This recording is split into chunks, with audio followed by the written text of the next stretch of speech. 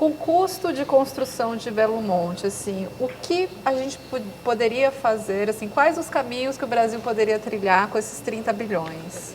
Se você pensar em quantos quilowatts você constrói de biomassa ou de eólica, eles não estão tão longe assim do custo de Belo Monte, né? Então, até em termos de horizonte de tempo, né, de quanto vai levar Belo Monte para ficar pronta, é possível você construir a mesma quantidade de energia eólica com que a gente tem de fábricas no Brasil produzindo essas torres hoje no Brasil, esses aerogeradores. Então daria, nesse mesmo horizonte de tempo, se a gente realmente precisa de toda essa energia, daria para conseguir produzir isso nesse mesmo horizonte de tempo com energia eólica. Isso só falando do lado da geração, né? Agora, se a gente pensar do lado da eficiência energética, 30 bilhões de reais é muito dinheiro, né? Então, a gente tem o PROCEL, que é o Programa Nacional de Combate ao Desperdício de Energia Elétrica, que tem já 25 anos no Brasil.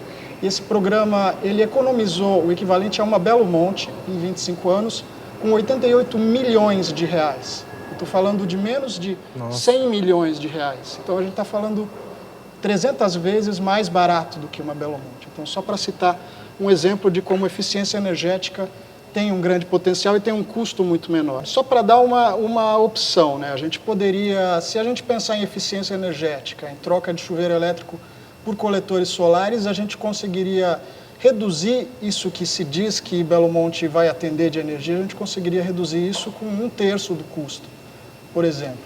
Agora, se a gente optar por uma mistura entre eólica, entre biomassa e outras fontes, a gente consegue, com certeza, atender nesse tempo e com uma grande vantagem que é uma energia mais constante. Então, não basta a questão da quantidade de energia que a gente precisa, mas da energia firme, como o Pedro comentou, né? A gente precisa de energia que nos atenda o tempo inteiro. Então, não é só na estação chuvosa ou na estação seca. Nesse sentido, Belo Monte é uma redundância. A gente já tem a maior parte da matriz elétrica brasileira já é de usinas hidrelétricas. Então, a gente já tem um excesso de energia no final do ano e no começo do ano e uma falta no inverno, ou seja, a estiagem. Então, o que a gente precisa é preencher essa falta, não é aumentar esse excesso de energia no final do ano, mas preencher a falta com energia eólica e biomassa, que são as duas complementares. A gente tem essa vantagem, o Brasil tem esse jogo, né, de quando chove não venta e quando não chove tem a seca, que é ideal para cana-de-açúcar e é o período de maior vento, principalmente no Nordeste e no Sudeste do Brasil. A gente, às vezes, se esquece que o Brasil é um país continental, né? Então, a distância da Amazônia até o Sudeste, que é o grande consumidor de energia do país, é praticamente uma distância europeia, né? De Lisboa a Moscou, por exemplo. E a gente tem taxas de perda de energia pela transmissão e distribuição superiores às taxas internacionais. Então, a gente está, para cada quilômetro, a gente está perdendo energia, são 2.000 quilômetros. Então, realmente, se a gente melhorasse a qualidade dessa transmissão de energia, a gente perderia menos energia, sem dúvida nenhuma. Você consegue traçar um paralelo para a gente? Qual que é a média de perda de energia dos países em geral e qual que é a média da perda de energia na transmissão da energia brasileira no nosso território aqui? É mais ou menos uma diferença de 10%, 8% mundial e 16% no Brasil. Então, a gente está mais ou menos aí uns 60% a mais, perdendo mais energia do que essa média. Nossa. Isso é muita coisa. Quando a gente fala de 11.000 megawatts, que é uma energia que pode atender milhões de pessoas, isso, no final das contas, dá muitas usinas menores, né? Em parques eólicos, a gente pode dizer que vários parques eólicos estão sendo perdidos aí nesse trajeto.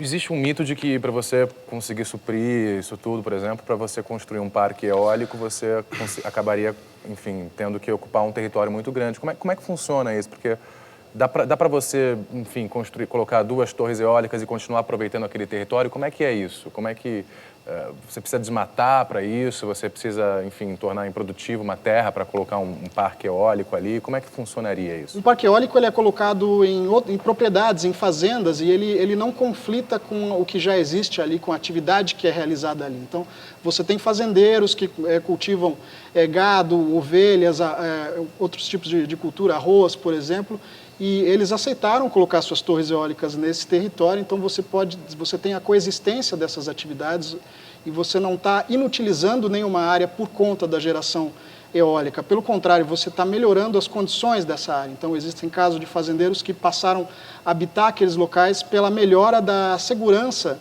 provida pelos parques eólicos. Então, Existe uma harmonia total entre essas atividades, então não dá para dizer que você vai ocupar 500 quilômetros quadrados com geração eólica, quando na verdade você não está ocupando nada. A mesma coisa para painéis fotovoltaicos, né? Quando a gente está usando os telhados das casas, a gente não está inutilizando nenhuma área, é uma área ociosa que ela está ali para isso. Isso é um fenômeno mundial que já aconteceu na Europa, nos Estados Unidos, na Ásia, e o Brasil é o local intocado para isso. É importante lembrar que a gente tem um dos maiores potenciais solares do mundo. A gente tem energia solar no verão, no inverno, a gente tem uma baixa variação de sol, né? Todo dia faz sol no Brasil, e a gente tem inclusive os silícios, né? Se a gente for pensar na matéria-prima desses painéis fotovoltaicos, mas não utiliza. Mais uma vez, aquela história de exportar o silício e comprar o silício refinado num valor agregado muito maior, né? Ou seja, a gente tem uma economia primária e poderia estar arrumando a ter um modelo um pouco mais sustentável de desenvolvimento e até de geração de valor aqui no país.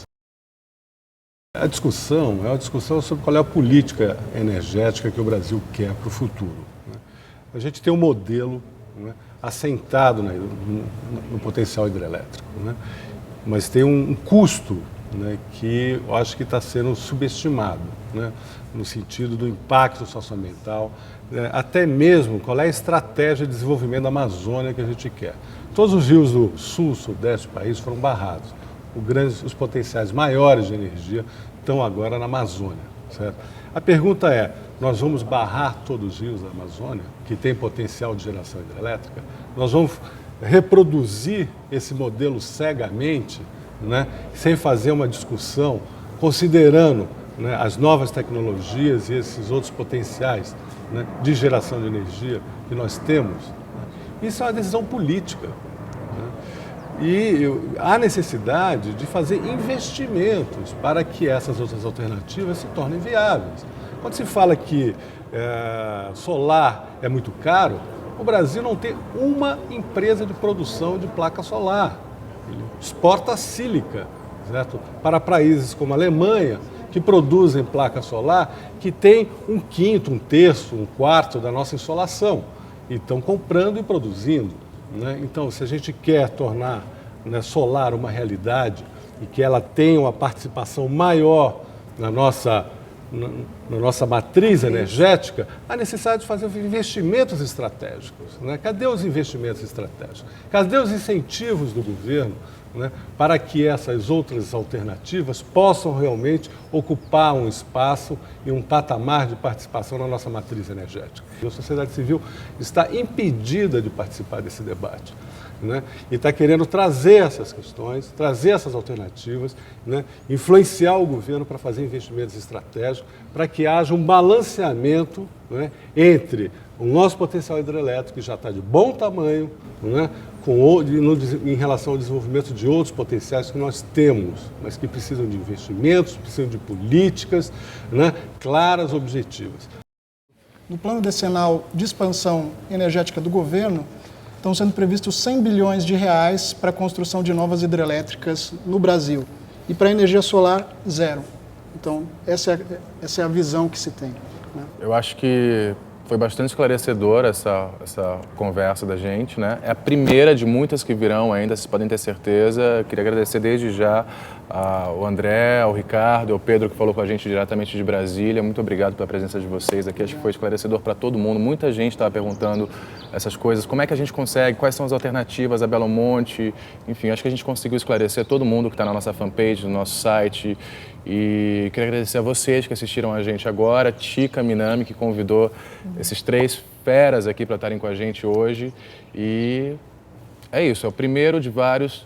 Eu espero que vocês acompanhem aí o Gota d'Água nessa longa trajetória aí, enfim, em busca de um mundo melhor, mais consciente, mais solidário. O debate está levantado. Eu acho que graças a vocês a gente conseguiu já um dos primeiros objetivos do Gota d'Água, que era colocar Belo Monte em pauta para a sociedade brasileira, incluir a sociedade brasileira nessa discussão e colher esse 1 milhão de assinaturas que vocês fizeram isso brilhantemente durante essa uma semana na internet, contaminando todo mundo com o nosso vídeo, com o nosso site.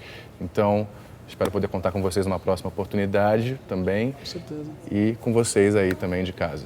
Um beijo, obrigado, até a próxima. Valeu.